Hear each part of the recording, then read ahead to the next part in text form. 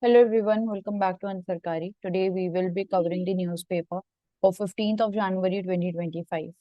So we were already talking about considering and recommendations by the chairman of L&T for a 90-hour work week. And here we are discussing that should it be more flexible, why is it a bad idea, and what can be done.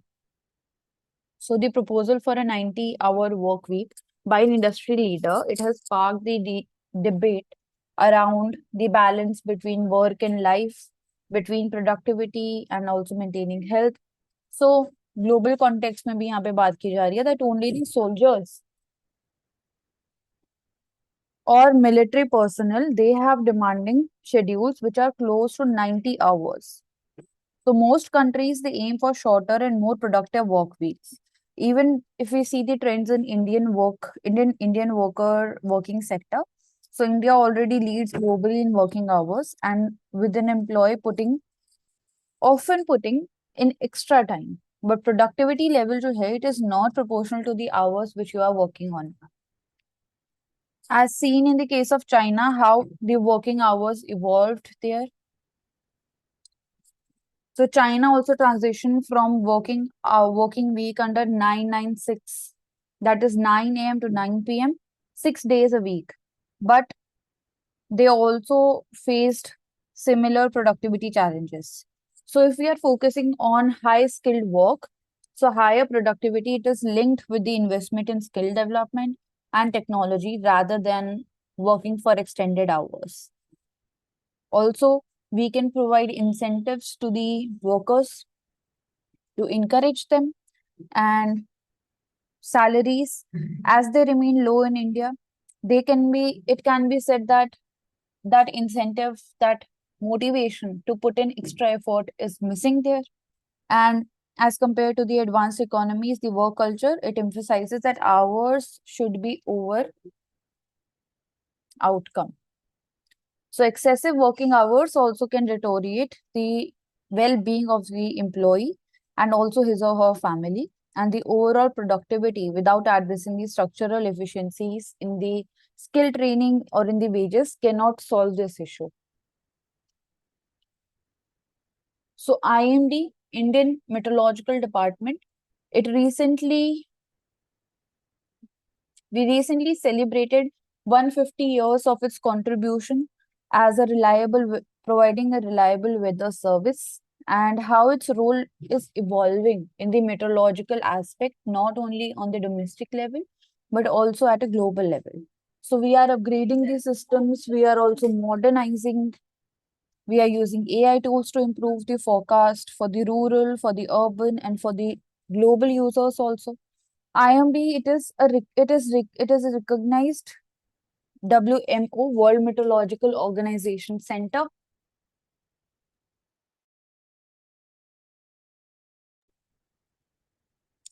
and instruments like sunshine recorders, radiometers, they are also deployed to enhance the accuracy in the studies of the climate. And its role is becoming more and more essential with the increasing frequency of heat waves, increasing frequency of marine heat waves, and also the climate change, which is making the balance of the atmosphere more and more unstable. So, weather for all, it promotes the efforts on village level also.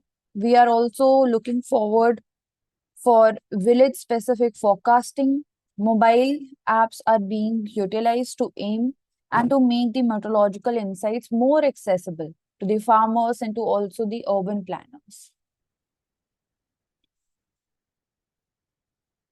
Then how not to run unis?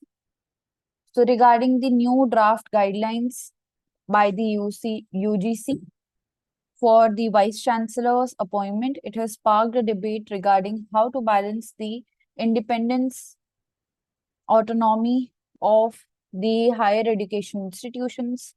So currently, our education sector is aligned with the vision that we are having in National Education Policy 2020. It is emphasizing to focus on global integration, for autonomy, for research, and kahin na kahin we can say that UGC's draft guidelines, they are centralizing the vice chancellor's appointments, and basically it will be stifling innovation indirectly. So the proposed changes, they also could allow the governors or the political authorities to have a greater control, जिसकी वजह से potential bias can also take place. It can diminish more the academic independence. So global standards needs to be adhered also here, and the leadership in educational institutions becomes a very important role. And guidelines is somewhat contradicting that. So academic excellence should be prioritized, and the challenge of political bias, how will we deal with that? How will the stakeholders and the academies and the administrators will cope up with more and more centralization of the decision making? By, can it also restrict creativity? Can it also hamper research oriented leadership? So in such educational institutions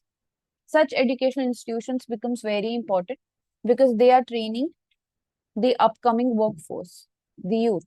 So that is why governance of these institutions should be research oriented. The leader should be research oriented. Seva Parmo Dharma, the legacy of the Indian Army. We are celebrating Indian Army Day, which marks the day in 1949 when General K.M. Karyappa, he became the first Indian commander-in-chief in the Indian Army, which is symbolizing India's military independence. So legacy of the service, motto है उनका service before self, सेवा परमो धर्म, which is demonstrating Indian Army's courage, the discipline, and the dedication that they are having in defending the nation and also providing the humanitarian aid. So Indian Army has evolved into a globally respected force, with capabilities also increasing in the modern warfare, peacekeeping missions, disaster relief, and we can also say nation building. So it is an inspiration for the nation, for the upcoming generation. It is upholding the values of sacrifice, resilience, also patriotism. The army also inspires the citizens to contribute to the nation's progress in unity. So basically हम बोल सकते हैं army day जो है वो reinforce करता है the spirit of pride and honor and the integral role that army plays in safeguarding India's sovereignty or in maintaining the global peace. Then next, we're talking about Karan Singh, who is a veteran leader and reflects India's political journey. He is a former regent of Jammu and Kashmir and has been long serving as a political leader. He has witnessed India's transition through critical phases, including the independence, the Kashmir accession, and also the integration of the constitution. So he also advocates for restoring Jammu and Kashmir statehood here. He is emphasizing that democracy and governance also requires the empowerment of local institutions. So national politics में उनका क्या role रहा है वो हम देख सकते हैं. He is also known for his close association with Jawaharlal Nehru, and as a cultural ambassador, he offers a balanced view of India's changing political ethos. So cultural perspective से भी, philosophical perspective से भी उनका एक vision रहा है, and importance उन्होंने highlight की है for blending the tradition with modernity and also fostering national unity and progress.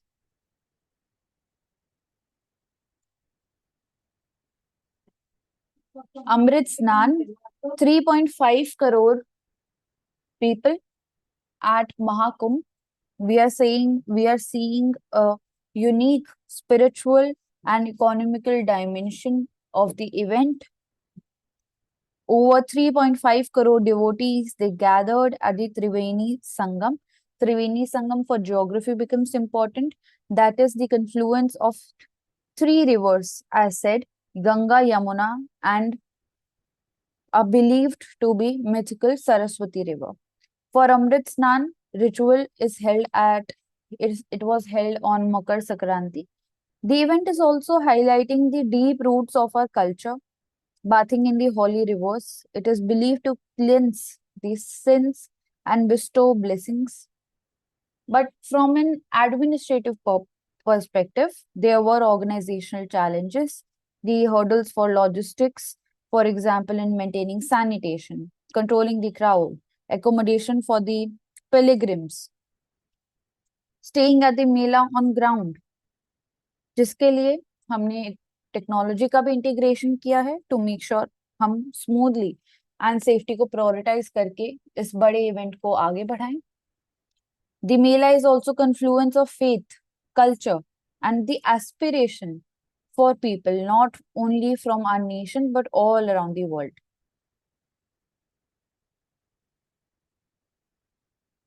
So Manmohan's India by Amartya Sen. यहाँ पे हम देख सकते हैं जो आर्टिकल है वो बता रहा है about the former Indian prime minister Manmohan Singh's emphasis on pluralism, secularism, and economic reforms. कैसे उनका रोल रहा है in shaping the India's liberal democratic framework. So, उनकी पॉलिटिकल फिलोसफी जो थी it was rooted in recognising diversity and also ensuring कि कैसे को एग्जिस्ट कर सकते हैं different religious and cultural groups.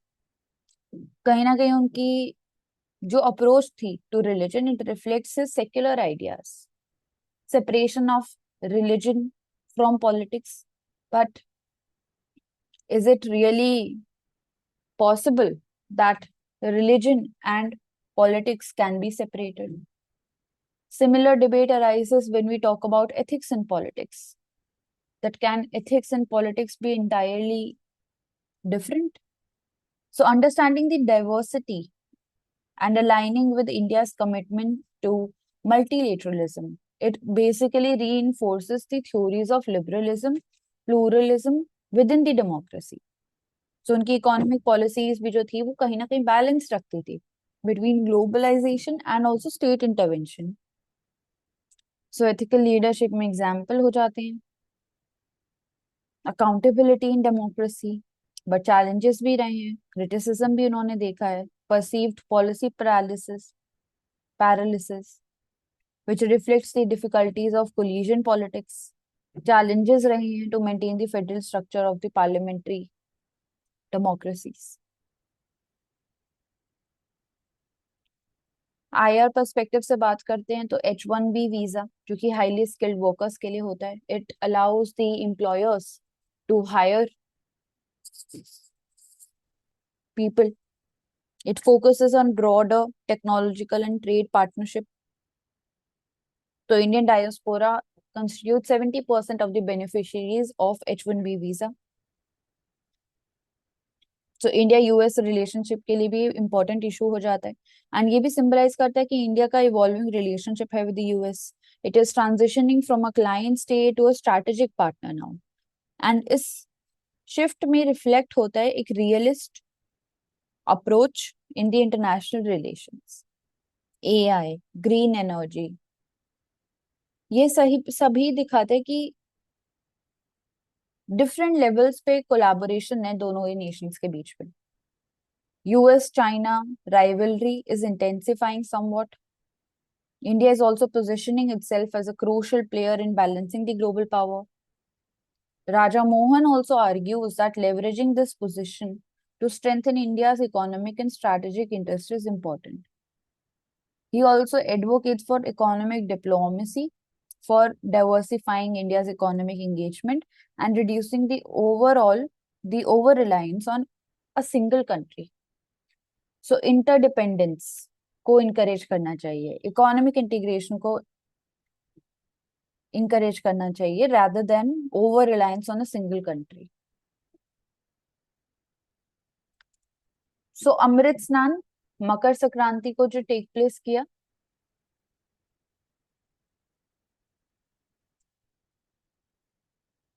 India also suffered economic losses of over 1 lakh crores in natural catastrophes in 2023. 12 billion, 1 crore rupees floods हुए northern India में and Sikkim में, हमने देखा tropical cyclones are also intensifying, heat waves are intense. Kutch का example दिया गया है यहाँ पे, सौराष्ट्र रीजन का कैसे इम्पैक्ट आया, all the ports were shut down, Kandla port and Mundra port. So ना कि सिर्फ ह्यूमन लाइफ लॉस हमने देखा है, इंफ्रास्ट्रक्चरल लॉस हमने देखा है, बल्कि इकोनॉमिक लॉस भी होता है। Gujarat, Maharashtra and Tamil Nadu, they are the top 3 states in terms of industrial production. 13% contribute करते हैं to total India industrial output of $605 billion in 2023। So जो मेजर अर्बन सेंटर्स हैं, Ahmedabad, Mumbai, Chennai, in natural catastrophic hotspots में कन्वर्ट होते जा रहे हैं। एक्सपोजर जो है इनका टू मल्टीपल नेचुरल डिजास्टर्स वो बढ़ते जा रहे हैं। स्टेट ऑफ आर्ट मॉडल्स को यूज करना चाहिए, पर्सनल डेटा यूज करना चाहिए, एक्यूरेट असेसमेंट होना चाहिए कि कितने लेवल पे रिस्क फेस करने वाले हैं। एक रिपल इफेक्ट होता है, तो कैसे उस रिपल इफेक्ट को हम नॉर्दर्न इंडिया में, सेंसिटिव रीजन जो है हिमालयाज का, कैसे वहां पे हम टैकल करेंगे। अर्बनाइजेशन का इसमें इंपॉर्टेंट रोल है, इंडस्ट्रियल क्लस्टर स्पेसिफिकली जो ट्रांसपोर्ट इंफ्रास्ट्रक्चर है, क्या वो क्लाइमेट चेंज रेजिलिएंट है, क्या हमारे पास कोई ऑल्टरनेटिव है, तो वो यहाँ पे क्वेश्चन उठता है। Then data localisation,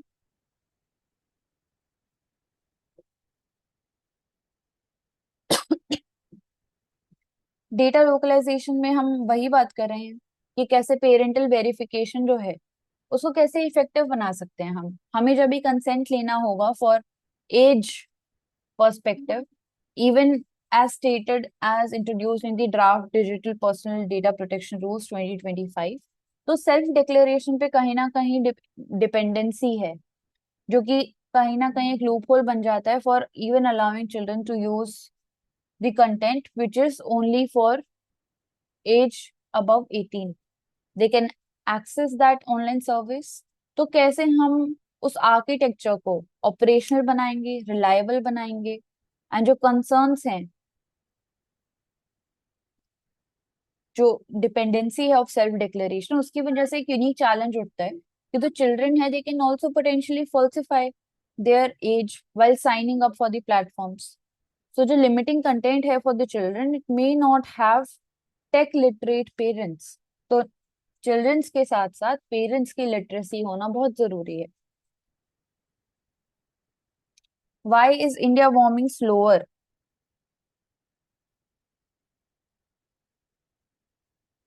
hmm so average temperature over India, it was 1.2 degrees Celsius higher।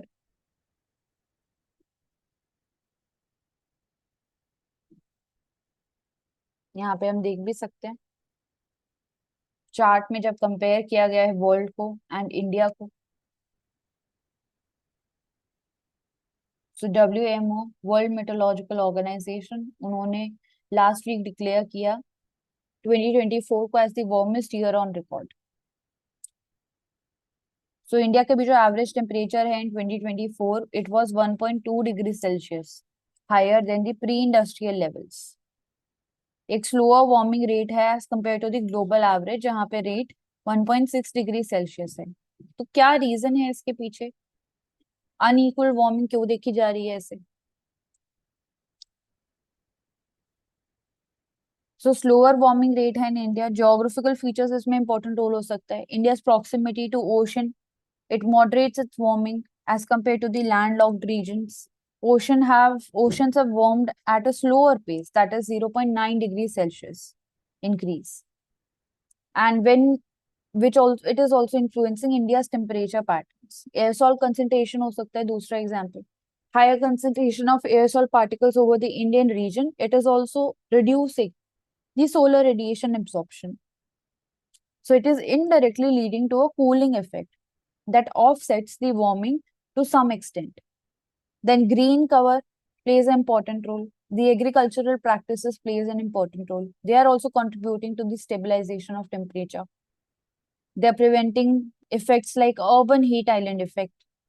But challenges भी हैं despite having a lower warming rate. A slower warming rate does not mean यहाँ पे कि जो risk है वो reduce हो चुका है posed by the climate change.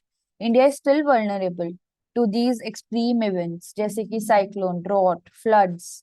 So rising temperature जो है in the Himalayan regions, it threats the glaciers, which is critical for the water resources in South Asia. So role of IMD of climate monitoring, it becomes more important to improve the region specific climate assessment and also the capabilities of forecasting. So better models must be there, data localization must be there for addressing the varying impacts of the climate change. So yes, India's warming rate is lower as compared to the world, but still India is vulnerable to the impact of the climate change. Then Amrit Snan की हमने already बात भी की, जो कि मकर संक्रांति पे होता है. मकर संक्रांति इंपॉर्टेंट है क्योंकि हार्वेस्ट फेस्टिवल है.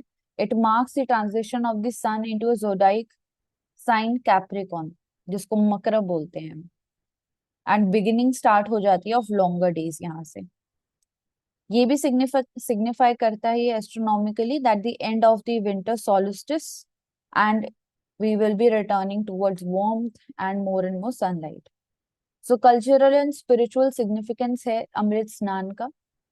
ऑस्पिशियस माना जाता है इसको. रिवर्स जैसे कि Ganga, Yamuna and believed to be mythological Saraswati river dip किया जाता है महाकुंभ के टाइम पे, क्योंकि बोला जाता है कि they will wash away our sins and they will grant us spiritual merit, that is पुण्य मिलेगा आपको. तो अलाइनमेंट होता है with the celestial events during the Makar Sankranti and it also enhances the auspiciousness of the event. It makes it an ideal time for spiritual practice. So mythological roots इनके रहे हैं. It is linked to the legend of the Samudra Manthan and also the emergence of Amrit, the nectar for immortality. So ये ritual कहीं ना कहीं symbolize करता है एक तरीके से रिन्यूअल हो रहा है, प्योरिफिकेशन हो रहा है आपकी सोल का. कल्चरल प्रैक्टिसेस हैं डिफरेंट रीजन्स के. मकर संक्रांति के टाइम पे कहीं पे हम महाकुंभ में प्रयागराज पे डिप लगा रहे हैं लोग फॉर पुण्य.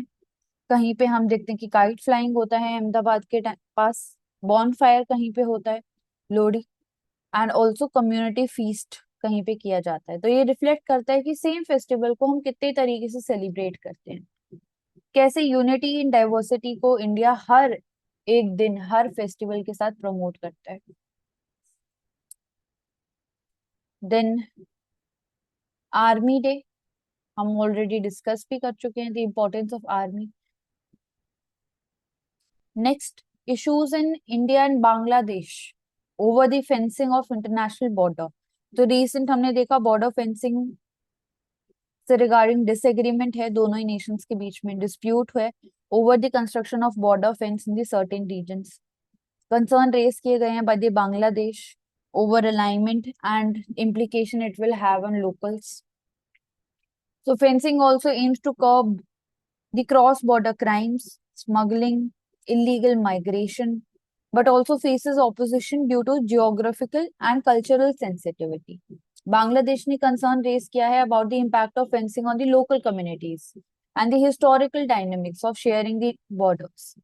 So it is viewing fencing as a potentially disruptive to informal cross-border interactions. That is very essential for livelihood.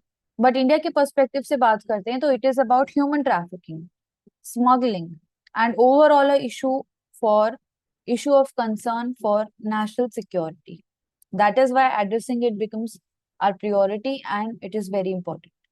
So new fencing proposals जो हैं, it is aiming to balance security needs with the minimal disruption to border communities also.